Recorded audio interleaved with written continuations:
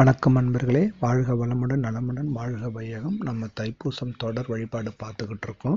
So இது வந்து பகுதி 1. ஏற்கனவே நம்ம பகுதி 1 நம்ம இன்று ஒரு தவசதாம யூடியூப் சேனலில் ஏற்கனவே அதை பற்றின வரலாறு, அதோட சிறப்புகள் என்ன, அதுக்கு என்ன மாதிரியான வழிபாடுகளாக செய்யலாம் எல்லாமே போட்டிருந்தோம்.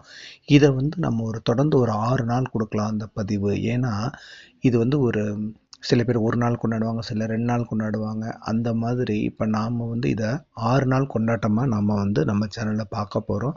அதில் பகுதி 2 ஆரம்பிக்கிற முதல் நாளே தை கிருத்திகையில் தான் ஆரம்பிக்குது. ரொம்ப ரொம்ப அற்புதமான திருநாள். எப்போவுமே பார்த்திங்கன்னா முருகரோட பண்டிகைலாம் ஆரம்பிக்கிறதும் சரி, முடிகிறதும் சரி, ரொம்ப அற்புதமான தினத்தில் ஆரம்பித்து முடியும். ஸோ அதனால் நம்ம இப்போ பகுதி 1, இது பகுதி 2ல் வந்து முதல் நாள் நம்ம தைப்பூச விரதம் ஆரம்பிக்கிறோன்னு நினைக்கிறவங்க 6 நாள் கொண்டாட்டமாக இதை வந்து செவ்வாய்க்கிழமை ஆரம்பிக்கிறது மிகவும் நல்லது. ஏன்னா கரெக்டாக அன்னிலேருந்து செவ்வாய்க்கிழமை தான் ஆரம்பித்து அடுத்த சண்டே வந்து நமக்கு வந்து இது 6ஆவது நாள் தைப்பூசம் வருது. ஸோ ஏன் 6ன்ற எண்ணிக்கை எடுத்துருக்கோன்னா நிறைய பேர் 1 நாள், 7 நாள், 11 நாள், 21 நாள்லாம் கொண்டாடுவாங்க.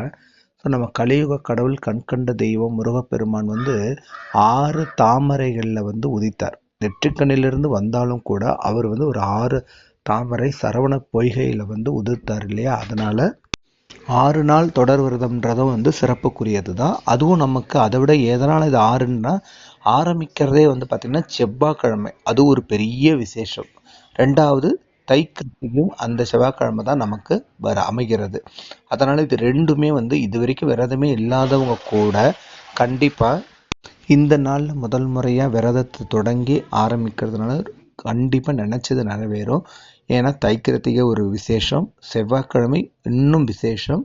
ஸோ அதனால் வந்து ரெண்டுமே சேர்ந்து வர்றதுனால இது வந்து ரொம்ப அதிவிசேஷமான இருக்கிறதுனால முதல் நாள் வழிபாட்டை செவ்வாய்க்கிழமையில் ஆரம்பிக்கலாம். அன்னிலேருந்து தொடர்ந்து அப்படியே ஒவ்வொரு நாளாக வழிபாடு செஞ்சு நம்ம வந்து 6ஆவது நாள் தைப்பூசம் ஞாயிற்றுக்கிழமை நம்மளோட வழிபாட்டை முடிக்கலாம். ஸோ தாமரை ஏன் வந்துன்னா சூரபத்மனை அழிப்பதற்காக சிவபெருமான் நெற்றிக்கண்ணில் முருகப்பெருமான் தோன்றினார். அவர் எங்கே தோன்றினார்? தாமரையில் தோன்றினார். அந்த தாமரை எங்கே இருந்தது? சரவண பொய்கை என்ற ஒரு திருக்குளத்தில் தான் தோன்றினார். அதாவது 6 குழந்தைகளுமே வந்து திருக்குளத்தில் தோன்ற முருகப்பெருமான் 6 கார்த்திகை பெண்கள் வளர்த்ததுனால தான் இது வந்து கார்த்திகை தீப திருவிழாவும் சரி, கார்த்திகையும் சரி, கார்த்திகை மாதத்தில் வரக்கூடிய கார்த்திகை விரதமாக இருந்தாலும் சரி. ஸோ அந்த கிருத்திகை விரதம்ன்றது 6 பெண்கள், கார்த்திகை பெண்களை முன்னுதாரணமாக வைத்து நாம் வந்து வழிபாடு செய்கிறது. ஏன்னா முருகப்பெருமான் சிவபெருமானும் அவங்களுக்கு அந்த வரத்தை கொடுத்தாங்க. முருகப்பெருமான வழிபாடு பண்ணுறவங்களுக்கு முன்னாடி உங்களுக்கு வந்து வழிபாடு பண்ணுவாங்க அப்படின்னு சொல்லிட்டு சொன்னனால தான் அந்த 6 கார்த்திகை பெண்களுக்கு அவ்வளோ ஒரு விசேஷம், மகத்துவம். ஏன்னா அவங்க தான் முருகப்பெருமானை வந்து வளர்த்து 6 குழந்தையாக கொடுத்தாங்க பார்வதி தேவிகிட்ட. அதனால் அவர்களும் ஒரு தாய் ஸ்தானத்தில் தான் வச்சு பார்க்கப்படுவதால தான் அவங்களுக்கு இவ்வளோ ஒரு பெரிய சிறப்புகள். சரி, இப்போ நம்ம இந்த பதிவுக்குள்ளே வரலாம். கலியுக தெய்வன்றதுக்கு முருகப்பெருமான் பல அற்புதங்களை வந்து இந்த கலியுக காலத்தில் வந்து நிகழ்த்தியிருக்கிறாருன்னு தான் சொல்லணும். ஸோ இதில் எதுவுமே வந்து பார்த்திங்கன்னா இப்போ இருக்கிற நம்ம கண்ணுக்கு முன்னாடி ஒரு 50 வருஷத்துக்கு முன்னாடி வாழ்ந்த பாம்பன் சுவாமிகளுக்கும் சரி அவர் வந்து நேரடியாக காட்சி கொடுத்தார். அதேமாதிரி கிருபானந்த வாரியாருக்கும் சரி நேரடியாக காட்சி கொடுத்து அவங்கள வந்து ஆட்கொள்ளப்பட்டிருக்கிறார்கள். ஸோ அதனால் இந்த கிருத்திகை விரதம் முருகப்பெருமானுக்கு எல்லா விரதங்களும் விசேஷம்னாலும் இந்த கிருத்திகை சஷ்டி ரொம்ப ரொம்ப அதிவிசேஷமாக கொண்டாடப்படுது. ஸோ நம்ம ஏற்கனவே சேனலில் போட்ட அந்த கிளிம்ஸ் தான் எடுத்து உங்களுக்கு கொடுத்துருக்கேன். ஆரம்பத்தில் இதெல்லாம் போட்டிருந்தது. ஸோ பிரம்ம முகூர்த்தத்தில் ஏஞ்சிக்கிறதோ, வாசல் செஞ்சு கோலம் போடுறது, தலைவாசலேருந்து பூஜை அறிவில் அனைத்து சாமி படங்களுக்கும் மலர்கள் சூட்டுறது, நிலைவாசலுக்கு வெளியே 2 தீபம் ஏற்றணும், பிறகு பூஜை அறையில் தீபம் ஏற்றுறது, சாம்பிராணி கமகமக்க சாம்பிராணி போடணும், ஸோ பூக்கள் எல்லாம் வைக்கலாம். ஸோ நமக்கு வந்து கிருத்திகை வழிபாடுனாவே பூக்கள் நெய்வேத்தியம் என்ன செய்யறதுங்கன்னு கேட்பாங்க இல்லையா. ஸோ அது வந்து கடைசியாக சொல்கிறேன். ஸோ நல்ல வாசல் தெளித்து அழகாக கோலம் போட்டு, அழகாக வண்ண கோலம் போட்டு நம்ம வாசலில் போட்டாவே அவ்வளோ வந்து மங்களகரமாக இருக்கும். நேர்மறை ஆற்றல்கள், எதிர்மறை ஆற்றல்கள்லாம் போய் நேர்மறை ஆற்றல்கள் வீட்டுக்குள்ளே வர்றதுக்கு இது முதல் படி. 2வது நிலவாசலில் தீபம் ஏற்றணும். நிலவாசலில் தீபம் ஏற்றுறது வந்து என்றைக்குமே ஏற்றினா ரொம்ப ரொம்ப நல்லது. நாள்கிழமை விசேஷம்தான் நம்ம ஏற்றுறோம். ஆனால் தினந்தோறுமே ஏற்றினாலும் தவறு ஒன்றும் கிடையாது.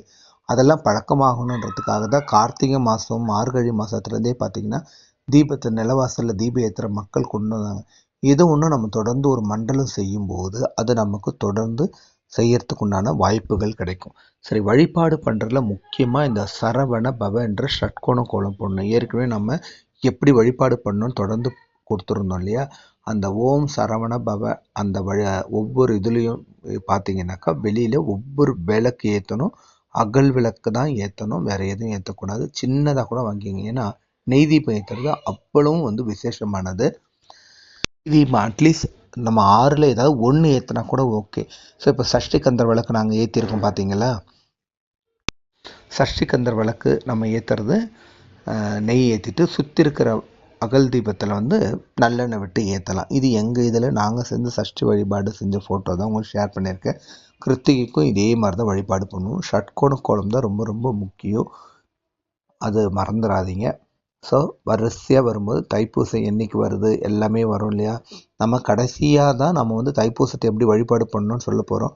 6 நாள் நம்ம தொடர்ந்து என்ன கொடுக்க போகிறோம்னா ஒவ்வொரு விதமான வழிபாடுகள், ஒவ்வொரு விதமான திருப்புகழ், கந்தர் அனுபூதி, கந்தர் அலங்காரம், அவர் சம்பந்தப்பட்ட சக்தி வாய்ந்த பதிகங்களும் திருப்புகழ்கள் இதெல்லாம் தான் நான் கொடுக்க போகிறேன். ஏன்னா ஒவ்வொரு நாளும் நம்ம அவரை நினச்சி கும்புறத்துக்கு நமக்கு ஒரு பதிகங்கள் வேணும், இல்லை பாடல்கள் வேணும்.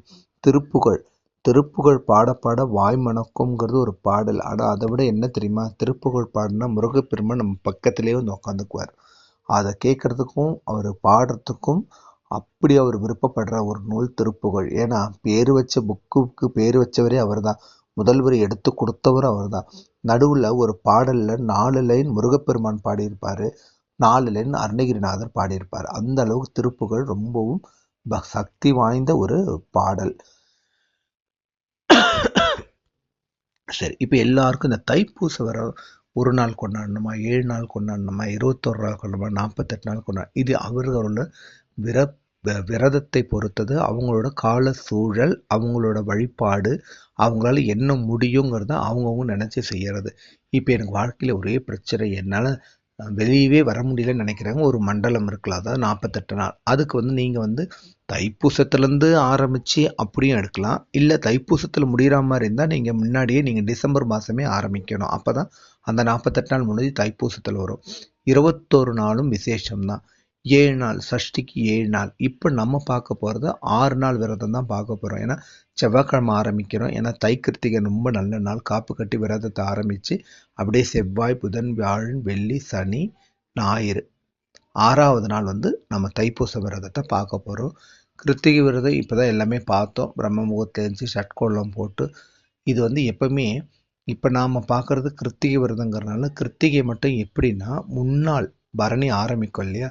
பரணி 6 மணிலேருந்து எதுவுமே சாப்பிடாமல் இருந்து, அடுத்த நாள் காலையிலையும் சாப்பிடாம இருந்து, மதியமும் சாப்பிடாம இருந்து, அடுத்த நாள் 6 மணிக்கு மேலே நாம் ஷட்கோண கோலம் போட்டு காலையிலும் போடணும், சாயங்காலமும் போடணும். ஒரு நாளைக்கு வச்சுக்கலாம், தவறுதில்லை. 6 நாள் தொடர்ந்து பண்ணுறவங்க அடுத்த நாள் காலையில் புது கோலம் தான் போடணும். சரி வாங்க, இப்போ தை கிருத்திகை எப்படி பண்ணணும், என்னைக்கு வருது? நம்ம 27ஆம் தேதி தான் வருது. நம்ம சொன்னோம் இல்லையா, பரணி நட்சத்திரம் வந்து ஆரம்பிக்குது, பரணி நட்சத்திரத்துலேயே ஆரம்பிக்கணும். ஸோ 26ஆம் தேதி காலை 10:51லேருந்து 27ஆம் தேதி காலை 9:20 வரைக்கும் இங்கே இருக்குது பரணி நட்சத்திரம். 9:21 தான் கிருத்திகை ஆரம்பிக்குது. அப்போது கிருத்திகை ஆரம்பிக்கிற முறை என்ன? பரணி நட்சத்திரத்துலேயே ஆரம்பிச்சிடணும். ஸோ 2 நாளும் முழுசாக சாப்பிடாமல் இருக்க முடியாதுங்கனால பரணியோட மாலை 6 மணிக்கு மேலே எதுவுமே எடுத்துக்காமல் இருந்து பால் பழவனம் எடுத்துக்கலாம். ஸோ கிருத்திகை நட்சத்திரம் எப்போ வருது? 27ஆம் தேதி 9:21க்கு ஆரம்பித்து 28ஆம் தேதி 7:42 வரைக்கும் இருக்குது. ஆக நமக்கு வழிபாடு செய்ய வேண்டிய காலம் என்ன?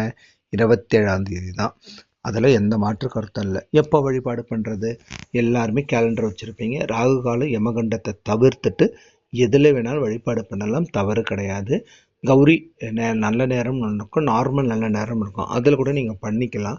ஸோ 10:11 வருது, அதை தவிர்த்து நீங்கள் இது பண்ணுற மாதிரி இருந்தனாக்கா ராகுகால யமகண்டத்தை தவிர்த்து உங்களுக்கு என்ன நேரம் தோதுப்பட்டு வருதோ அதை நீங்கள் செய்யலாம். ஏன்னா சிலர் வேலைக்கு போகிறவங்களா இருப்பாங்க. ஏன்னா லீவ் நாளில் வராமல் இது வந்து வீக் டேஸில் வருது, ஒர்க்கிங் டேஸில் வருது. அதனால் அவங்கவுங்க கால சூழலுக்கு ஏற்ப நீங்கள் அந்த நேரத்தை அமைச்சுக்கோங்க. இல்லைங்க எங்களுக்கு காலையெல்லாம் முடியாது, மாலை தானே, தாராளமாக மாலை 6 மணிக்கு மேலே எந்த ஒரு விரதமாக இருந்தாலும் 6 மணிக்கு மேலே விரதத்தை விட்டுறலாம். இப்போ நம்ம ஏற்கனவே பகுதி 1ல் நினைத்ததை நினைத்தபடி நடக்கக்கூடிய ஒரு திருப்புகழை நம்ம பார்த்துருக்கோம். ஏன்னா நம்ம இந்த 6 நாளும் ஒரு விரதம் எடுக்கிறோன்னாவே ஏதோ ஒரு நினப்பு வச்சு தான் இந்த பிரச்சனை நமக்கு தீரணும் அப்படின்னு நினச்சி தான் விரதத்தை ஆரம்பிச்சிருப்போம். ஸோ அப்போ முதல்ல என்ன தேவை, நாம் என்ன நினச்சோமோ அது நினச்சபடி நடக்கணும். அதுக்கு திருப்புகழ் வந்து ஒரு அருமருந்து. அருணகிரிநாதர் வந்து பாடினாலும் அதுக்கு பேர் வச்சு புத்தகத்துக்கு ஆசானாக இருப்பவர் வேறு யாரும் நம்ம சாக்ஷாத் கலியுக கடவுள் கண்கண்ட தெய்வம் முருகப்பெருமான் மட்டும்தான். அதனால தான் அந்த நூல் நமக்கு அவர் 16,000 பாடல்களை எழுதினார். காலப்போக்கில் நம்ம அழிந்து இன்னைக்கு ஒரு 1600 இல்லை 2000 பாடல்கள் மட்டும்தான் கிடைச்சிருக்கு. பார்ப்போம், கண்டிப்பாக முருகனோட கிருபைனால எல்லாமே கிடைக்கும். சரி, முருகன்னாவே மூலமந்திரம் காயத்ரி மந்திரம் தெரியணும் இல்லையா? மூலமந்திரம்னா ஓம் சௌம் சரணபவ ஸ்ரீம் க்ரீம் க்ளீம் க்ளௌம் சௌம் நமக. அப்புறம் காயத்ரி மந்திரம் ஓம் தத்புருஷாய வித்மகி மகாசேனாய தீமகி தன்னோ ஷண்முக பிரச்சோதயா. சரி, இப்போ நம்ம முதல் நாள் ஆரம்பிக்கிறது இந்த சிம்பிளாக 4 வரி பதிகளில் ஆரம்பித்த மொத்தம் 9 பதிகங்கள் கொடுத்துருக்கேன். ஸோ எல்லாமே நம்ம தினந்தோறும் பாராயணம் பண்ணக்கூடிய பதிகங்கள் தான். இது ரொம்ப ரொம்ப சக்தி வாய்ந்த பதிகம். அவர் போற்றில் ஆரம்பித்து அவரோட சரணாகதி ஆரம்பித்து உன்னை ஒழிய எனக்கு யாருமே இல்லைன்னு நம்பி, அப்புறம் 5 முகம் தோன்றின் 6 முகம் தோன்றும் வெஞ்சமரில் அஞ்சல் எனவேல் தோன்றும் நெஞ்சில் ஒருகால் இணைக்கின் இருகாலும் தோன்றும் முருகா என்று ஓதுவார் முன். எவ்வளோ அற்புதமான பதிகம் பாருங்கள். யாரை ஒருத்தர் தொடுறாரோ 5 முகம்னா யமகம் வரும்போது கண்டிப்பாக அவர் வந்து நிற்பாராம். பதிகம் 5 நாளென் செய்யும் இணைதானென் செய்யும் என்னை நாடி வந்த கோலென் செய்யும் கொடும்கூற்றன் செய்யும் குமரே செய்த தாளும் சிலம்பும் சதங்கையும் தண்டையும் சண்முகம் தோளும் கடம்பும் எனக்கு முன்னே வந்து தோன்றினே செல்வற்றெழுந்தது செந்தூர் வயல்பொழுது தெம்கடம்பின் மால்வற்றெழுந்தது பூங்குடியார் மனம் மாமயிலோன் வேல்பற்றெழுந்தது வேலையும் சூரனும் வெற்பும் அவன் கால்பற்றெழுந்தது இங்கு என் தலைமையில் ஐயன் கையெழுத்தே. பிரம்மன் எழுதின தலைவிதியை மாத்துறது அந்த பதிகம்தான். இது வறுமையை நீக்கிற பதிகம். அதுக்கு முன்னாடி நல்ல வேலை வாங்கி தரது. உருவாய் அருவாய் உளதாய் இளதாய் மறுவாய் மலராய் மணியாய் ஒளியாய் கருவாய் உயிராய் கதியாய் விதியாய் குருவாய் வருவாய் அருள்வாய் குகனே. இது வறுமை நீக்கக்கூடிய கந்தர் அனுபூதி. வடிவும் தனமும் மனமும் குணமும் குடியும் குலமும் குடிபோகியவா அடி அந்தமில அயில்வேலரசே மிடி என்று ஒரு பாவி வெளிப்படினே. இப்படி நம்ம உள்ளன்போடும் நம்மளோட பக்தியில் தூய்மையும் நேர்மையும் இருக்கும் பொழுது கண்டிப்பாக ஸ்ரீ வள்ளி தேவயானை சமேதபதியாக